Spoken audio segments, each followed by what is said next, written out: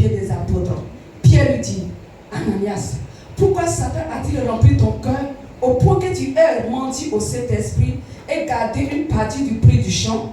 S'il n'avait pas été vendu, ne serait-il pas, et après l'avoir vendu, n'avais-tu pas le droit de disposer du prix? Comment as-tu pu former dans ton cœur un projet pareil? Ce n'est pas à des hommes que tu as menti, mais à Dieu. Alléluia. Quand Ananias entendit ces paroles, il tomba et expira. Une grande crainte s'empara de tous ceux qui l'apprirent. Les jeunes gens se levèrent pour emporter le corps, puis ils l'emportèrent pour l'enterrer. Environ 3 heures plus tard, sa femme entra sans savoir ce qui était arrivé. Pierre adressa la parole. Dis-moi, est-ce bien? Pierre lui adressa la parole. Dis-moi, est-ce bien à ce prix que vous avez vendu le champ? Oui, répondit-elle, c'est à ce prix-là. Alors Pierre lui dit, comment avez-vous pu mettre d'accord pour provoquer l'Esprit du Seigneur? Ceux qui ont enterré ton mari sont à la porte, ils vont t'emporter toi aussi. Jusqu'au verset 9. Alléluia. Que le Seigneur bénisse sa parole. L'histoire d'Ananias et Saphira, pratiquement 99, on a entendu cette histoire. Alléluia. Mais ce matin, je vais attirer notre attention sur une partie.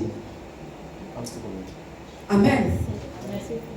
La Bible déclare que ces deux-là, monsieur et madame, se sont entendus pour vendre les champs. C'est tout à fait normal. Mais la partie où ça va s'écarter, c'est qu'ils ont décidé, je ne sais pas si c'est déjà arrivé que quelqu'un se vole lui-même. Il se vole lui-même, c'est son argent, mais il vole ça. C'est ce que les deux ont fait. C'est l'argent qu'ils ont vendu. Pierre a demandé, quand vous avez vendu là, est-ce que l'argent du prix du champ, ce n'était pas à vous? Ils ont dit si. Si vous n'avez pas vendu, est-ce que la valeur n'était pas à vous? Ils ont dit si. Donc c'est-à-dire que vendu ou pas vendu, que ce soit matériel ou financier, tous les appartenaient. Alléluia. Mais ils ont jugé bon de mentir. Et Pierre a dit, ce n'est pas aux hommes que vous avez menti, mais au Seigneur. Alléluia. Bien aimé, comme on le dit tous, le salut est personnel. Alléluia. Le salut est personnel. On ne va pas au ciel en groupe. On adore le Seigneur en assemblée, en groupe, c'est bien. Mais en ce qui concerne ton salut, ce n'est jamais en communauté de biens. Alléluia. La communauté de biens s'arrête sur la terre ici. Ici, on parle d'un couple. Mais il faut voir ici un groupe de personnes, ou bien une personne, une foule, qui se mettent ensemble pour faire le bal. Alléluia. La Bible déclare qu'ils se sont mis ensemble, se sont entendus. Bien aimé, quand Pierre demande, vous êtes mis d'accord, comment est-ce que vous avez laissé Satan remplir vos cœurs? Alléluia. Donc c'est-à-dire que Satan il commence un peu, jusqu'à ce que ton cœur soit rempli de sa présence. Alors c'est-à-dire qu'en assemblée, au lieu que certains cœurs soient remplis du Saint-Esprit, certains cœurs soient remplis de la présence de Satan. Pour ne pas dire qu'il est rempli de Satan. Qu'est-ce que le Seigneur a dit à Pierre quand il était sur la terre? Arrière de moi, Satan. Il s'adressait à Pierre, l'apôtre. Alléluia. Non, c'est-à-dire que certaines personnes sont des enfants du diable au milieu de nous. Ce sont des fils du mensonge. La Bible dit que le diable, il a été monté depuis le commencement. Alléluia. Il est le père du mensonge.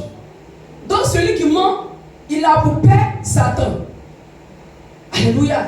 Le mensonge, ça a plusieurs niveaux.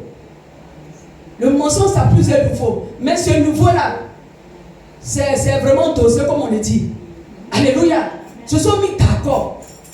Et le cœur était rempli. C'est qu'arrivé à un moment donné, on suppose que c'est le monsieur qui allait vendre, qui s'est mis avec sa femme, ils ont la vendu et il allait le premier parler de poser la partie. C'est tout à fait normal.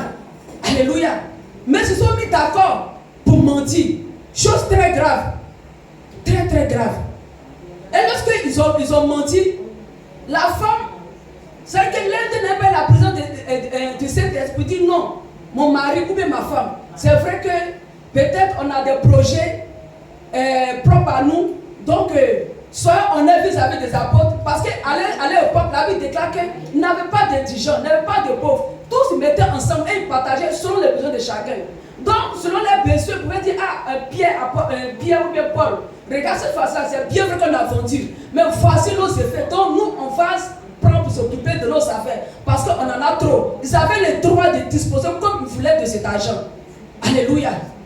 Bien aimé, tu marches avec quelqu'un, ou tu es en cheminement avec quelqu'un, et cette personne n'est pas de Dieu. Et tu le sais très bien, mais tu continues. Tu continues. Bien aimé, jusqu'à quand? Quand tu marches, ça a plusieurs niveaux. Que ça soit sur le côté sentimental, côté amical, côté de travail. Tu sais que ça ne va pas. Que cette personne-là, par rapport à ta foi, ça coince un peu. Mais tu dis, pour paraître bien, pour ne pas le choquer, pour ne pas la choquer, je vais essayer d'aller doucement. Peut-être il va comprendre, ou même peut-être elle va comprendre. Bien aimé, dans le mensonge, dans le péché, Dieu ne comprend pas. Dieu n'excuse pas le péché. Amen. Dieu n'excuse pas le péché. On pardonne le péché, mais le péché, on ne l'excuse pas. On dénonce, on avoue, et on note ça du mieux. Alléluia. On ne peut pas combiner, on ne peut pas marcher avec le péché. Surtout le mensonge. Si aujourd'hui on traite quelqu'un, toi tu es fille de Satan, là-bas tu seras choqué. Mais pourquoi tu te choques? Tu ne dois pas te choquer parce que tu te trouves là-dedans. Tu sais très bien que là où tu te trouves là, ce n'est pas bon. Mais tu essaies. Mais on ne peut pas aider le Saint-Esprit à faire ce que Dieu, on veut que Dieu fasse pour nous. Tu peux aider qui? Tu peux aider ton voisin, ton prochain pour un service. Mais en ce qui concerne les choses spirituelles, tu ne peux pas aider le Seigneur. Alors épargne tes efforts dans la prière. Épargne tes efforts pour prendre soin de ta famille. Alléluia. Pourquoi tu persistes là-dedans? Pourquoi tu insistes là-dedans? Alléluia. Bien aimé, le mensonge, c'est quelque chose. C'est vrai que tu peux me manquer de respect. Tu peux vraiment peut-être faire tout ce que tu veux. Mais le mensonge, j'en ai horreur. Et la Bible déclare le Seigneur, c'est horrible devant le Seigneur. Alléluia. C'est horrible devant le Seigneur. C'est ce péché-là que Christ dit clairement que tu es le fils de Satan. Ce n'est pas que les autres péchés que tu commets, que je ne sais pas, ou bien le pasteur ne sait pas, peut-être le petit-fils, mais tu es le neveu du Seigneur. Non. Soit tu es pour le Seigneur, soit tu es pour le diable. Il n'y a pas une troisième zone pour dire que tu vas te retrouver là-bas.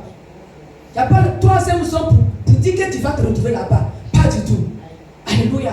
Alors, l'endroit où tu te trouves là, il faut sortir de là. Il faut sortir de là avant que la trompette le sonne.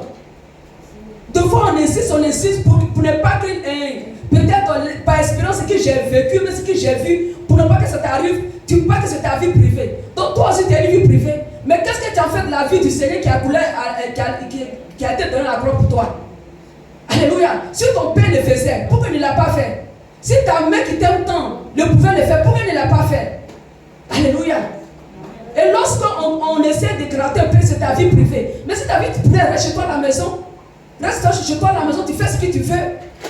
Mais quand bien le Saint-Esprit peut révéler, mais tu restes là-bas, là comme ça, je sais que je n'ai pas vu. Ou bien je n'ai pas eu l'occasion de t'en parler. Mais si tu es au devant de moi, premièrement tu te dis ce que la Bible dit. Le mensonge, ce n'est pas pour les enfants de Dieu. Alléluia. La compromission, ce n'est pas pour les enfants de Dieu. Je ne peux pas complaire à une soeur, essayer de complaire à un frère parce que nous sommes amis. Soi-disant amis. Parce que vrai ami, là, il va te dire. Ou bien il va te dire, mon frère, ce n'est pas bon. Change de voix. Ma soeur, cette voix-là, ce n'est pas bien. Change. Si elle t'aime, elle va te dire. Si il t'aime, il va te le dire. Mais si tu es carré dans le sens du poil, c'est que vous deux là, vous êtes faites pour là où tu sais. Amen. Alléluia. Amen. Alors ce matin, regarde ta vie. Refuse qu'on t'appelle fils du diable. Refuse qu'on t'appelle la fille de Satan. Parce que Christ a déjà pris tout à la croix pour toi. Pourquoi tu vas les rajouter? Pourquoi tu vas les rajouter? Alléluia. Tu perds ton temps. Tu perds des heures, des jours, des semaines, des années de ta vie. Parce que tu fais que tout le monde t'aime. Et de toute façon, tout le monde ne t'aimera pas. Mais seulement l'amour du Seigneur te suffit. Alors commence à prier pour ta vie ce matin. Commence à prier pour ta vie. Alléluia. Si tu es dans une quelconque relation, que ce soit travail, sentimental, ami, ça ne t'arrange pas, quitte là-dedans, bien aimé. Le Seigneur, la Bible déclare, personne n'a abandonné cette vie. Pour moi, il ne l'a retrouvé au centuple. Alléluia. sauve ton salut, sauve ton âme bien-aimée. Tu peux la perdre. Il est encore temps pour toi. Il fait encore jour pour toi, ma soeur. Il fait encore un jour pour toi, mon frère. Alléluia. Tu ne sais même pas si tu vas tenir l'année. Tu n'en sais rien du tout. Alors ne dis pas que Dieu va faire.